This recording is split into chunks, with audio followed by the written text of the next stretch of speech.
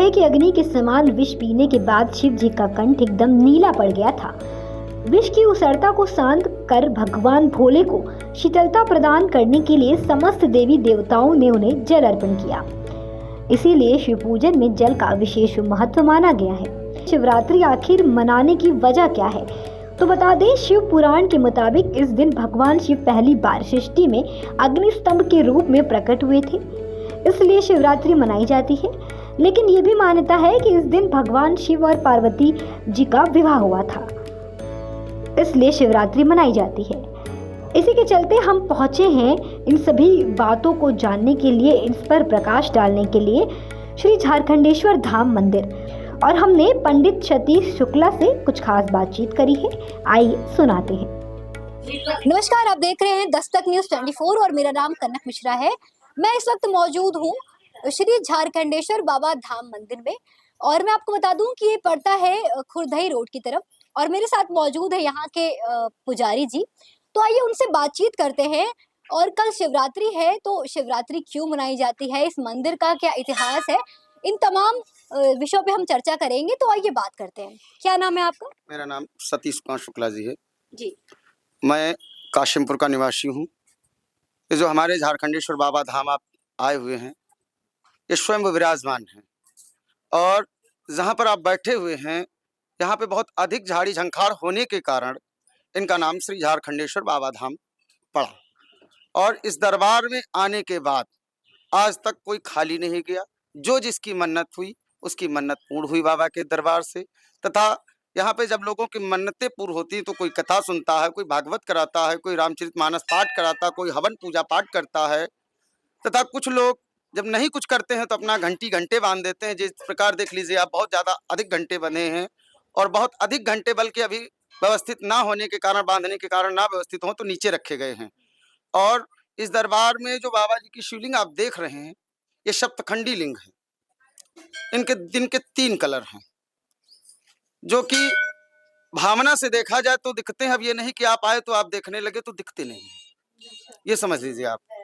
कई लोग आए, कई लोगों की मन्नतें पूरी हुई। कुछ लोगों की तो ऐसा हुआ कि लोगों ने यहाँ जबान काट के चढ़ा दी, अपना अटक अटक बाबा की कृपा से बोल रहे हैं।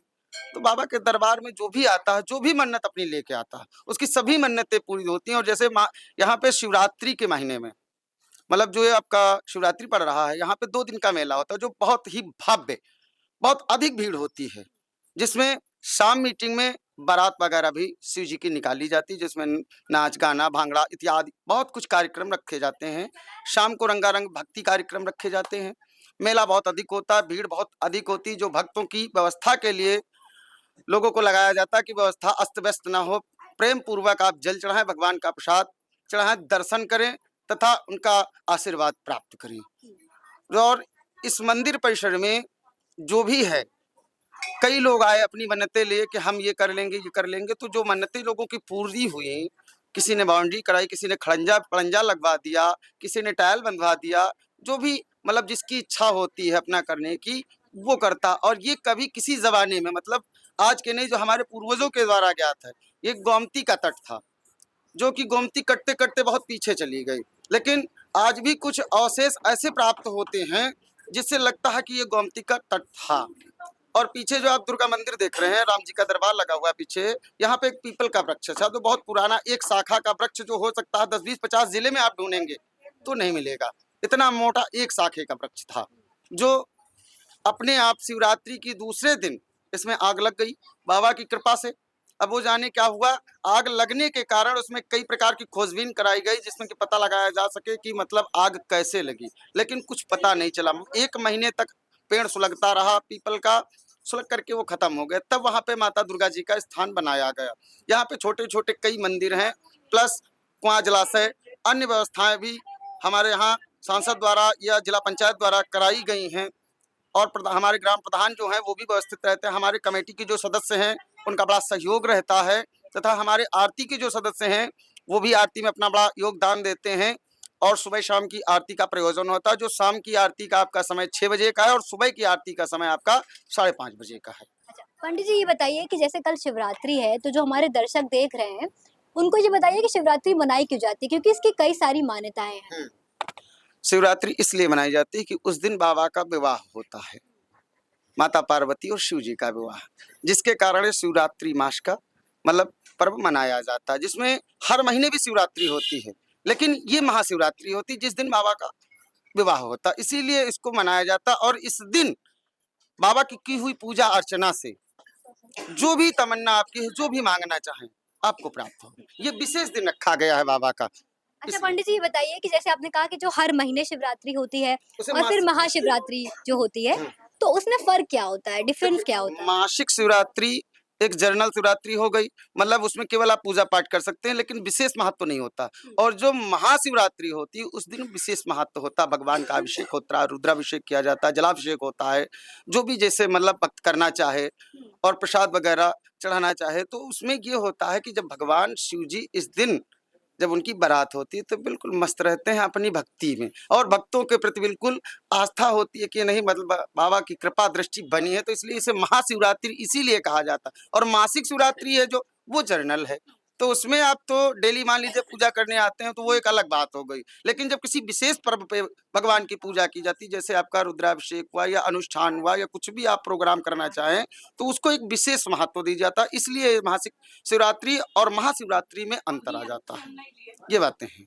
अच्छा ये बताइए कि जैसे बाबा को तो बहुत सारी चीजें चढ़ती हैं, लेकिन आजकल के जमाने में बहुत सारी चीजें नहीं मिलती हैं, हमें बाजार से खरीदनी पड़ती हैं।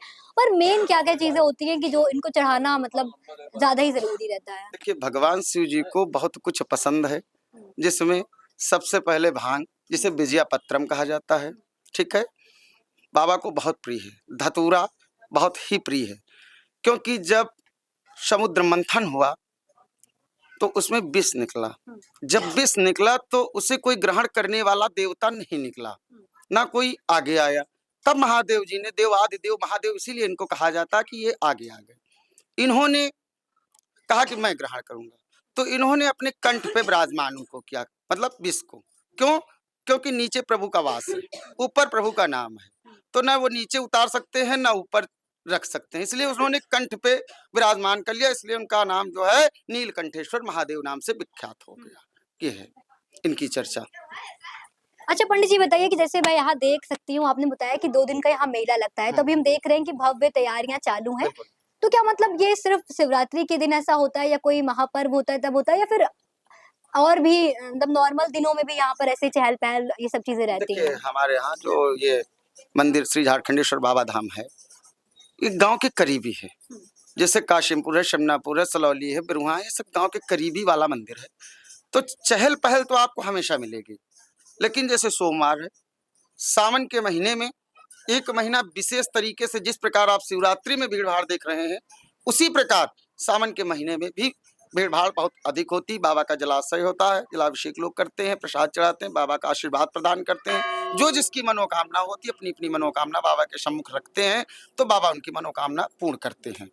अच्छा जैसे मेरे मन में एक डाउट है कि कहा जाता है कि सुबह पूजा सुबह करनी चाहिए, लेकिन अभी इस वक्त मेरे ख्याल से 12:30 होने वाला है, लेकिन अभी भी मैं देख रही हूँ कि जल चढ़ाया जा रहा है। तो इसकी क्या मतलब कुछ इसका क्या है? देखिए ऐसा है, महादेव जी का कहना है कि हम हिमालय पर विराजमान हैं, तो उनके लिए ना सुबह ना शाम ना दोपहर, उनके लिए परमानेंट 24 घंटे बाबा की सेवा में रखा जाता है। पहली चीज तो बाबा हर समय तत्पर रहते हैं, क्योंकि उनको इतना अधिक विष होने के कारण, कंठ में विराजमान होने के कारण, जिसके कारण इनको जो है कभी ठंडक नहीं लगती, इसलिए इनको जलाभिषेक हमेशा चाहिए। आप चाहे 12 बजे करिए, चाहे 3 बजे करिए, चाहे 4 बजे कर दीजिए, फिर भी। लेकिन हम लोगों ने व्यवस्था बना रखी है कि शाम को आरती के बाद बाबा का पट जो है बंद कर दिया जाता है, शाम को 7:30-8 बजे के अर्थ पर, इसलिए कि बाबा को विश्राम, आरती के बाद विश्राम दे दिया जाता। आपकी बात जो आपने पूछा कि मतलब मध्य में बंद होना चाहिए, तो मंदिर बंद हो जाना चाहिए, लेकिन कुछ भक्त ऐसे बाबा के हैं, कहते हैं अवघड़ी काने कंजे टपरे, सब तरीके के बाबा के भक्त हैं। तो जब सब तरीके के बाबा के भक्त हैं, तो सब तरीके की भावनाएं हैं उनके पास, तो हर आदमी को एक आदमी समझा नहीं सकता है, इसलिए बाबा के लिए परमानेंट मंदिर खुला रहता है। जिसको जो करना, अपना जल चढ़ाना है, जो भी प्रसाद चढ़ाना, पूजा पाठ करना, भक्ति करना, वो सब कर सकता है। जैसे अन्य मंदिर है तो उसको तो टाइम से बंद कर दिया, जैसे दुर्गा जी का मंदिर है, विष्णु जी का है मंदिर, नारायण जी का है, वो बंद कर दिए जाते, लेकिन देवादिदेव महादेव जी का मंदिर बंद नहीं किया जाता है, क्योंकि उन्हें खुला ही पसंद है, मतलब खुले वातावरण में उन्हें बहुत अच्छा लगता है, इसलिए उनकी पूजा को रोका नहीं जा सकता। और अच्छा पंडित जी बताइए कि जैसे ये शिवलिंग है तो इसकी क्या मान्यता है, मतलब इसको कैसे ये शिवलिंग उत्पन्न हुआ, इसके पीछे की कहानी क्या है, छोटे से मतलब शॉर्ट फॉर्म में हमारे जो दर्शक देख रहे हैं उनको बता दीजिए। ये जो बाबा की शिवलिंग आप देख रहे हैं, जिनके आप दर्शन कर रहे हैं, स्वयंभू विराजमान है। पीछे जो हमने आपको पीपल का वृक्ष की व्याख्या की, उसी पीपल के नीचे ये विराजमान थे। हमारे पूर्वजों के द्वारा जो ज्ञात है, मैं वही भी चर्चा करूंगा, क्योंकि जो हमने नहीं देखा उस पर हम चर्चा नहीं कर सकते हैं। हमारे पूर्वजों के द्वारा बताया गया कि यहाँ पे बहुत अधिक झाड़ी झंखार थे और पीपल का वृक्ष बहुत अधिक और विशाल था। ये जो वृक्ष आप बरगद का देख रहे हैं, ये भी बहुत विशाल था। ये केवल 25% अब बचा है। तो यहाँ पे ग्वालवाल जो है चरवाहे आते थे, अपनी भैंस गाय लेकर के चराया करते थे। एक दिन एक ग्वाला जो है बीमार हो गया, जिसको कई बच्चों ने मिलकर के उसी पीपल के वृक्ष के नीचे डाल दिया। जब उसे डाल दिया तो आधे पौन घंटे के बाद वो स्वस्थ हो गया। धीरे धीरे वहां पे सफाई होने लगी। बाबा जी के कुछ दर्शन हुए। जब तो बाबा के दर्शन हुए तो बाबा दिखे, तो हमारे ग्राम सभा सलौली के चंदेल शासक के जो थे वो लोग आए। इनको अहम भरे शब्दों में कहा कि हम इनको उठाना चाहते, क्योंकि ये पृथ्वी के नीचे से हैं। तो जब अहम भरे शब्दों में कहा कि हम उठाना चाहते हैं, तो ये उठे नहीं। इनकी खुदाई जब की गई तो इसमें बरैया बरुआ निकले, छोड़ छाड़ के भग गए। उसके बाद दोबारा फिर एक ठाकुर साहब हमारे कोई भक्त आए, जो बाबा से पूजा प्रार्थना की। प्रार्थना करने पर उनसे क्षमा प्रार्थना मांगी तथा कहा कि प्रभु हम आपको ऊंचा स्थान देना चाहते हैं। तो बाबा को रसातल से ऊपर किया गया, जो कि कम से कम 1 मंजिल नीचे से, और नीचे जो इनकी शिवलिंग है उसकी कोई अता पता नहीं कि कितनी गहराई तक है। इसके नीचे शिवलिंग है। हाँ, इसकी कोई अता पता नहीं है। और झाड़ी झंकार अधिक होने के कारण श्री झारखंडेश्वर बाबा धाम, इसीलिए इनका नाम पड़ गया। और ये हमारे गांव जमार का मामला है, तो इसलिए हर आदमी को किसी चीज के लिए रोका नहीं जा सकता कि आप नहीं पूजा नहीं कर सकते हैं, क्योंकि हर भक्त की अपनी अपनी इच्छा होती है और यहाँ पे स्वतंत्रता है। तो इसलिए स्वतंत्र होकर के बाबा की भक्ति करें आप, और बाबा का आशीर्वाद प्राप्त करें। हाँ, खत्म कर दूं।